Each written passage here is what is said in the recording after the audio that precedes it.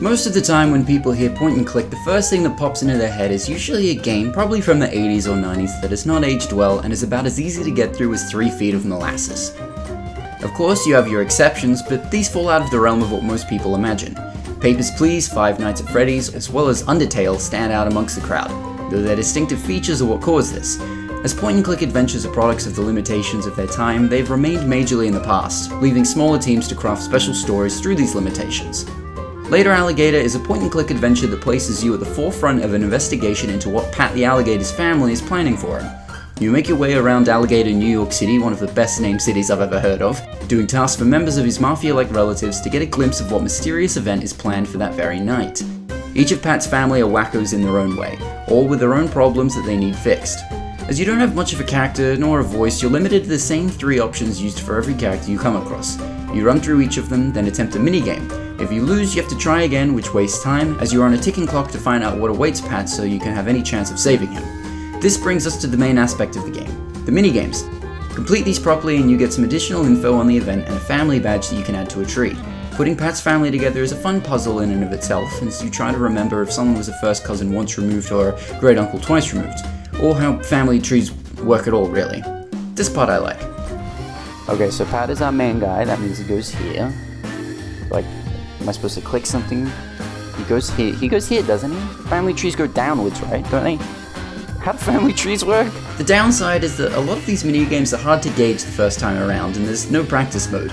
I spent a good 3 attempts getting this barbershop quartet to hit their melodies. I failed every time. This game of spoons is getting pretty serious. I should make sure this guy knows that I'm not afraid of him.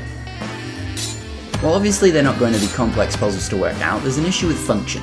One gentleman takes you on a pretend date, where an assortment of random choices will determine whether you win or not. Knife, if that is your real name, I can help you. Let's sit down, get some coffee. I want to know the real you, beneath the scales.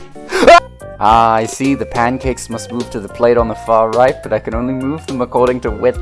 Large cannot go atop of small, and every movement costs me precious patience. Just like the tale of the farmer with his fox, chicken, and bird seed.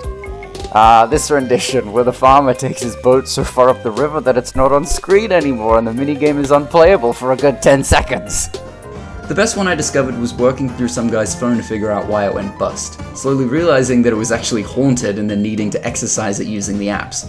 Some are fun, but also hard. There you go, picture of your wife, good as new. Oh, you have another wife, of course. Okay, this one is a little bit trickier. Okay. Oh, thank you, game. No, I have this. You can go away. Thank you. Nope, I can do. Thank you. Go away. Shut up. I could do this! Later Alligator is a well-written game with a cute design and a classic premise, though the rush of the story limits the fun of it. I was so caught up in the joy of completing as many minigames as I could that I missed an entire district to travel to on my first playthrough.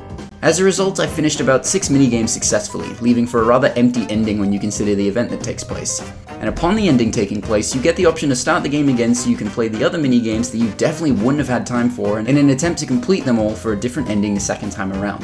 Which just begs the question, why didn't they make that a possibility on the first try? The game takes place over a single day with each minigame attempt costing 30 minutes, but why not make it 15? Or have the game take place over more than one day? I understand that the devs wanted to craft multiple endings as a possibility based on which tasks you finished, but it doesn't actually matter which ones you did at the end of the story. Even more disappointing is that you don't have anything to do with the story as a whole the first time around. You rock up out of nowhere, Pat asks for your help, you go ask questions without learning anything real, and then meet Pat before the event only for it to happen to you. While the minigames change specific qualities of the ending, overall the same thing would have happened if you were there or not. All that said, the highlight of the game are the other characters, and they're used really well in that sense. For what it is, you get a game that's great fun to explore and interact with. I just wish it would offer a bit more to hook you in on that first play. If you're looking for a quick game that has fast fun and quirky characters, then give this a try, but be prepared to play through it more than once to get a proper ending. Also, the soundtrack is a fucking jam, holy shit!